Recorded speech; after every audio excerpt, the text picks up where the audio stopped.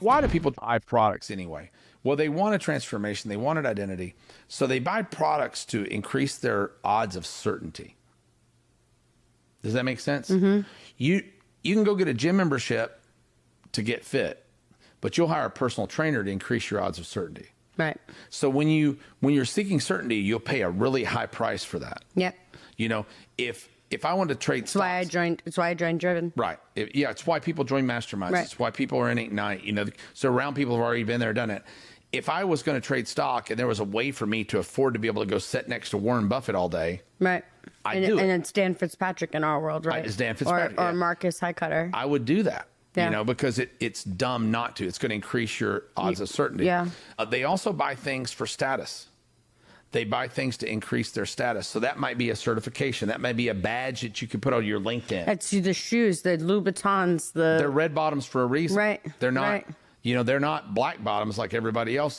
But yeah. That's identification. Yeah, 100%. Right? I own 40 pairs of those things upstairs. It's so stupid. Yeah, knucklehead. So the other thing is speed, right? Right. You may buy a product to accelerate the process, like franchises. Yep. Think about why you buy a franchise. You buy it for all these reasons. Right. You buy it for certainty. You buy it for speed, for systems. Another reason people ease. buy Mastermind, because you can get somewhere faster with certainty and shortcuts. And it's crazy that the average business in America will be out of business within 5 years. Right. 3 to 5. 80% will be out of business within 5 years. 95% of nationally recognized franchises will still be in business 5 years from now. Yeah. If you buy a franchise, you're buying a proven process. Exactly. You're buying a proven process. Someone else already spent all the money figuring out how to make it work at scale. Exactly. So how could you fail? Yeah. There are a couple other reasons that are a little more nuanced. Okay. One is relatedness. Relatedness. Is that a word? What does that word mean? I guess it is. Rory says it's a word, so in my book, it's a word, right? Okay. Relatedness is... Is Rory from Kentucky too? No, that's relative humidity. You know what relative humidity is, don't you? No. That's the little bead of sweat that runs down the crack of your ass when you're screwing your sister. Oh. That's what they call that in Kentucky. Anyway, I thought being from Virginia was bad. Relatedness means I'm going to buy from a company who has similar values to me. Right. I'm going to buy from a person who has similar values to me. I don't have a lot of Dave Ramsey people, believe it or not. Shocking. On my customer list. Shocking. Right? You know, Shocking. That guy, by the way, has screwed more people into the poorhouse than anybody I could possibly imagine. Anyone who understands wealth understands debt and leverage, not using credit cards. But that's not the point. Well, let me stop there, though, because Ramsey's really smart. He plays the other side of the coin. Because what's your brain telling you? We've talked about this, yeah. Your brain's telling you, no. Don't take that risk. Don't risk anything. Risk is bad. And Dave Ramsey says, you know what? You better listen to that voice in your head. Risk is bad.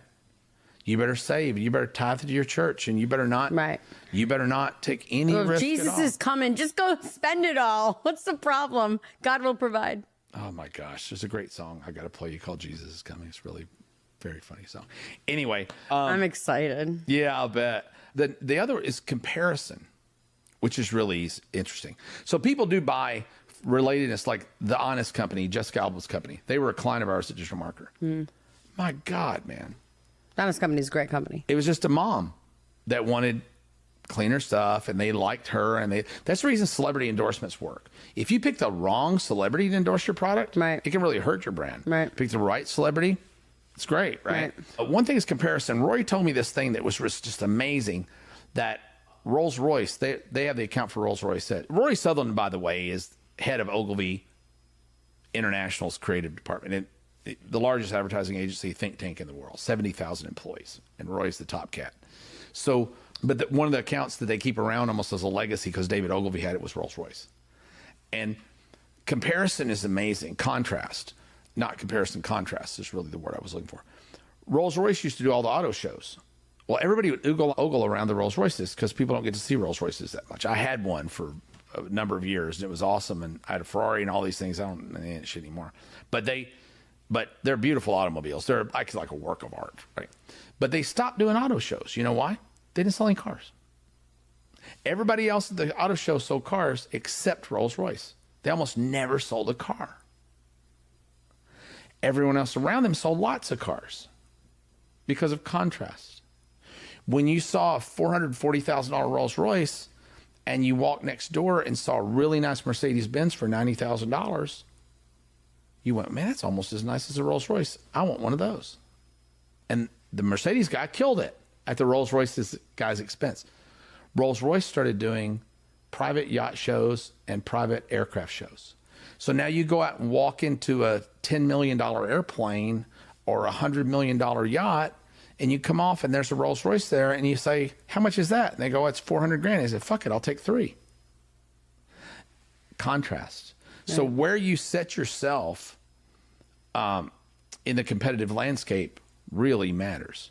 I always say in our business, especially if we're running paid traffic head to head against somebody like in Google traffic, if you're not the best offer, you're only providing contrast for the best offer. You're actually doing a favor by running ads against your competitors.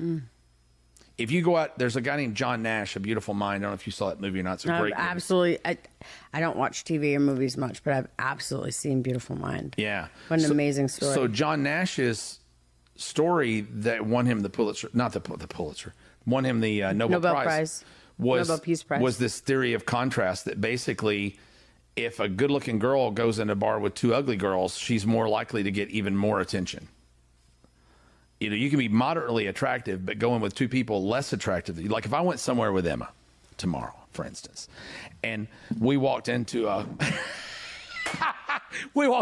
anywhere in the world, I'd be a stud. Nah, but all kidding aside, if you what your people this is why every episode ends with me throwing shoes at you.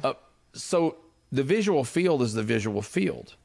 We're known to pick the least rotten apple, right? If you lay out a table with 3 apples and they're all the same, we have difficulty making a decision. If you lay out 3 apples, 2 are rotten, and 1 is fresh, it's really easy to pick the fresh apple, right? So contrast really matters. This one threw a wrench for me, and then I realized I fell victim to it. This was a Rory heavy-duty concept. Fairness. We all have this amazing sense of fairness about us. And it can be logical or illogical. If you pay a lot of attention to Trump in campaigns, they're not being fair to Trump. They're treating me so terribly. This is not fair to me. This is not fair to me. And to me, I was thinking about, man, that kind of shows weakness, that you're whining. But it doesn't, because other people that feel like he's being treated unfairly identify that to their to him speaking out unfairness that's been applied to them. But it applies. It's a really heavy concept. I think there's a lot of him speaking out against. He did a lot of whining. Yeah, he did a lot of whining, and for some of us, it made him look weak. But for a lot of us, it made him look like he was standing up against the man. Identifiable. Right. Yeah. Right. This isn't my fault. This is their fault. I had people come down to RNC because RNC spent a lot of money with me during the different campaigns, and they told me, I said, I don't get it. And they're like, the thing is that every class of person in America today is a protected class. Right. You can't make fun of gays and lesbians. You can't make fun of black people. You can't make fun of Chinese people. You can't make fun of Hispanic. You can't make fun of anybody. You can't make fun of women. You can't make fun of transgender people. The only group of people in America that you can totally make fun of and nobody will come to their defense are angry old white guys. So they felt ostracized. And all you need to do to be a leader of a cult is find an oppressed people. That's all you have to do. Is what Hitler did, right?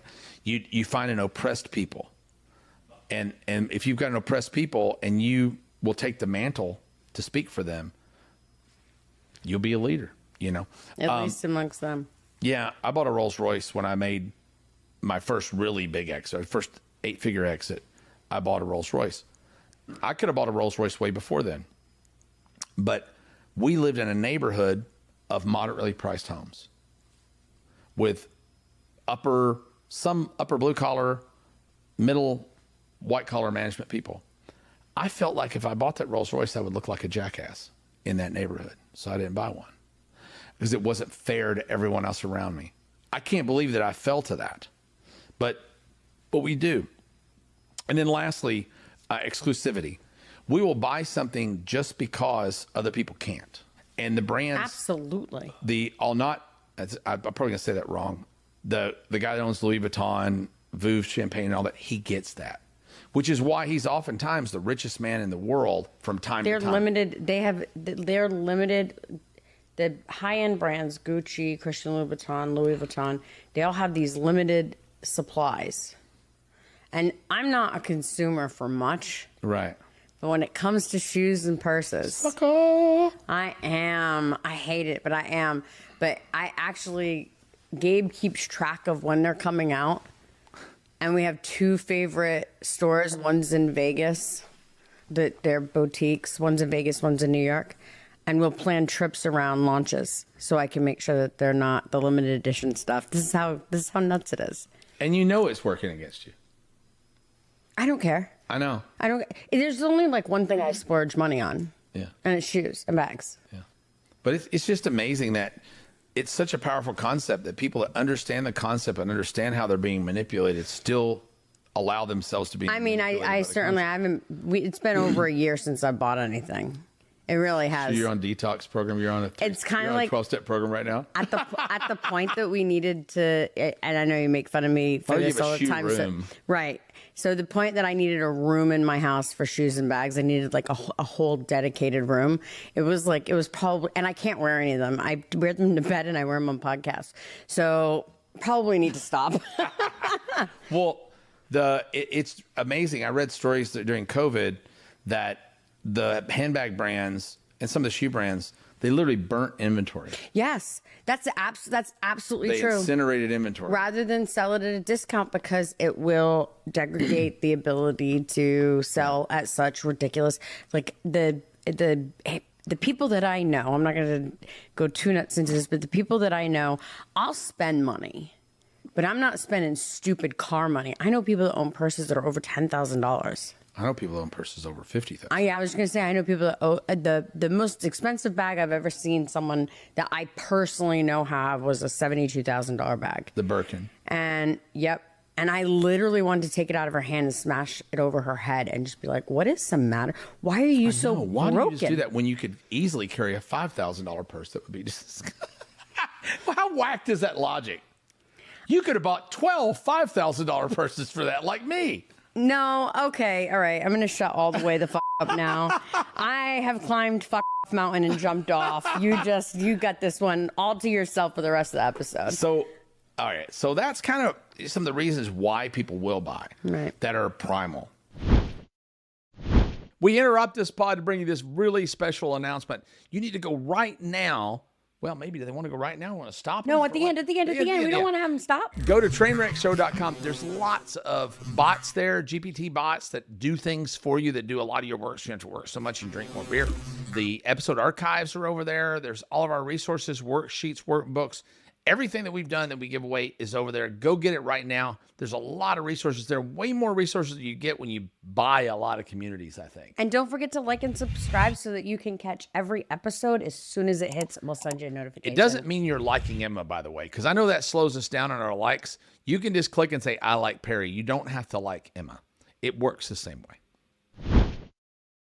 All right. Thank you all so much for being here today. We really appreciate you being here. Emma, you were here too. And that's great. All right. Anything? I can always leave. Anything, I'm firing you next week. I mean, you know that. Thank you all so much. I hope this was helpful to you. If you have questions, comments, thoughts, feelings, emotions, wherever you're watching this, listen to it. Go back and ask those questions. We'd love to see you on YouTube. You get to see Em and I do these live, completely in the nude, here in her hot tub at her house. If you're on YouTube. If you're listening via audio, all you can hear is the splish splash. I was taking a bath, so. Actually, the noise canceling keeps them from hearing the water. Yeah. Yeah, the jets.